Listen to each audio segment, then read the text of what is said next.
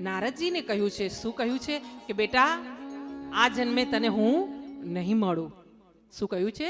આ જન્મે હું તને નથી મળવાનો. તારા નસીબમાં મારું મિલન આ જન્મે નથી, પરંતુ તારો જન્મ આગળ જ્યારે થશે ને ત્યારે હું તને મળીશ.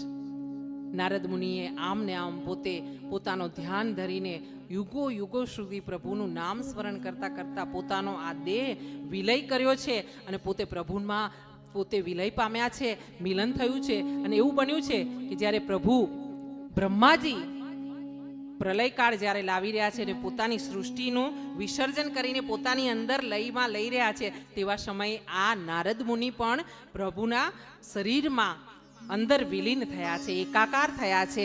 અને આ બ્રહ્માજી દ્વારા જ્યારે ફરીથી પ્રભુએ સૃષ્ટિ કરવાનો વિચાર કર્યો ત્યારે બ્રહ્માજી દ્વારા બધા મુનિઓ, મરીચી, પુલત્સ્ય, આ બધા ઋષિઓની સાથે સાથે 10 પુત્રો જ્યારે માનસ પુત્રો તરીકે બ્રહ્માજીના મુખથી પ્રગટ થયા છે, તેમાં આ નારદ મુનિ પણ પાછા પ્રગટ થયા છે. બોલે દેવર્ષિ નારદ મુનિ ભગવાન કી.